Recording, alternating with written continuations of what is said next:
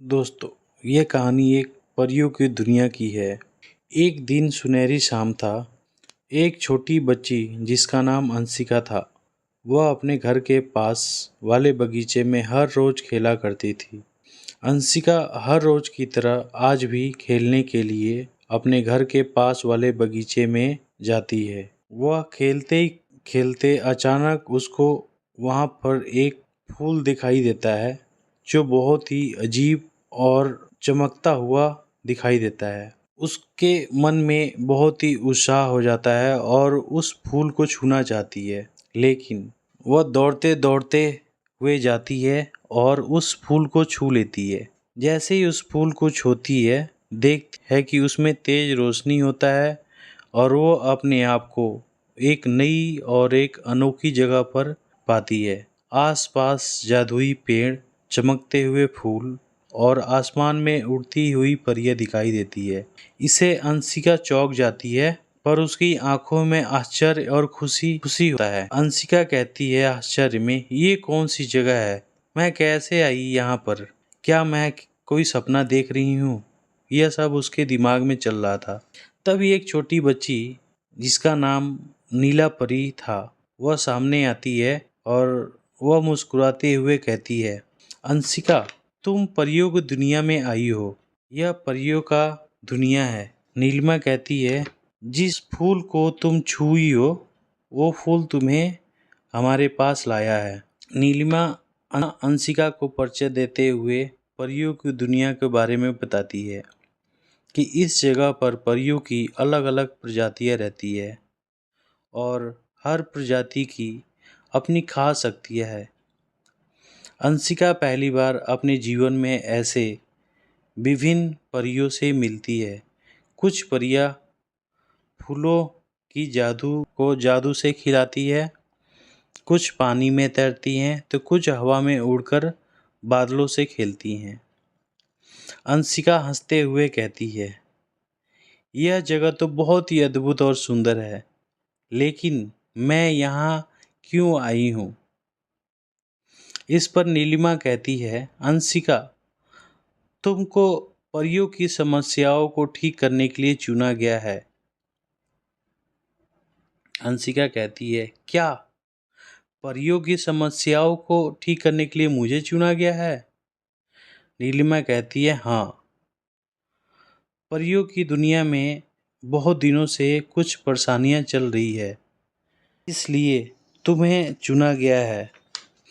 अंशिका को सबसे पहले फूलों की परी मयूर परी के पास लाया जाता है।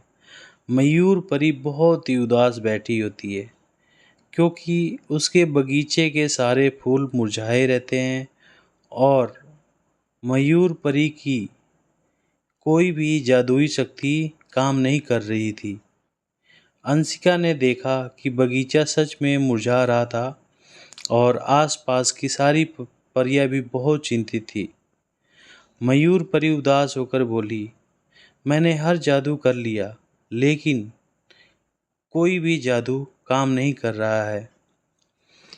अंशिका उन सब के बातों को सुनकर सोचने लगती है और फिर अचानक उसको ध्यान आता है कि शायद यह सब हवा और मौसम के बदलाव के कारण हुआ है। वह नीलिमा से कहती है कि हमें हवा की परी से मदद लेनी चाहिए ताकि सही हवा और सही मौसम बन सके।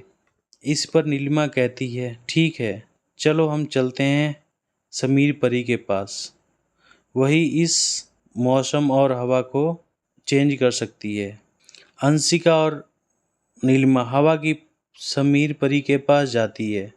समीर परी बहुत ही व्यस्त होती है और समीर परी कुछ भी सुनने को राजी नहीं होती है।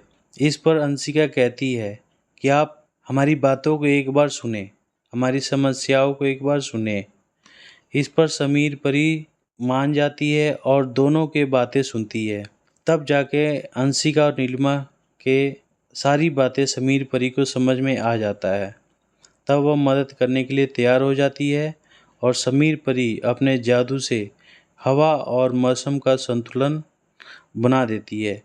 इस तरह धीरे धीरे फूलों का बगीचा फिर से खिलने लगता है और इस पर मयूस परी बहुत खुश हो जाती है और अंशिका और नीलिमा को धन्यवाद करती है। मयूर परी बहुत खुश होकर बोलती है, तुम्हारे बिना ये सब संभव नहीं होता अंशिका।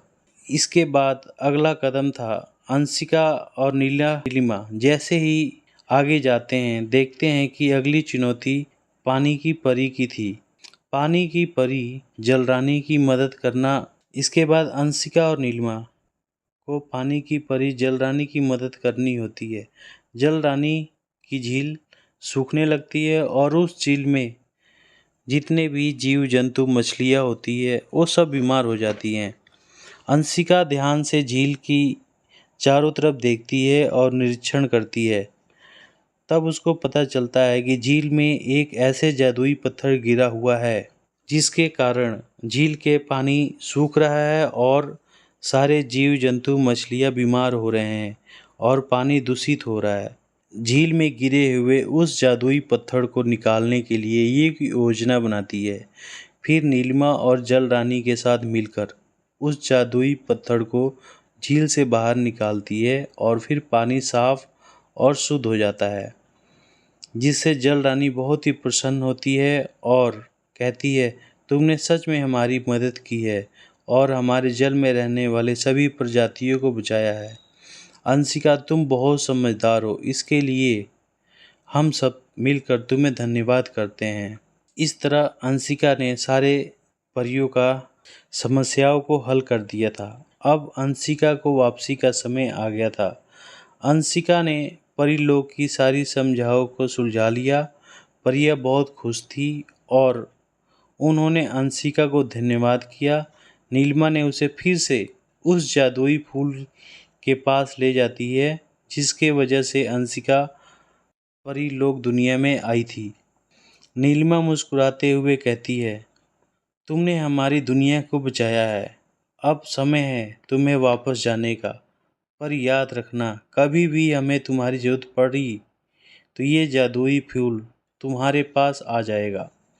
अंशिका ने उस फूल को छुआ और एक बार फिर चमकती हुई रोशनी में खो गई।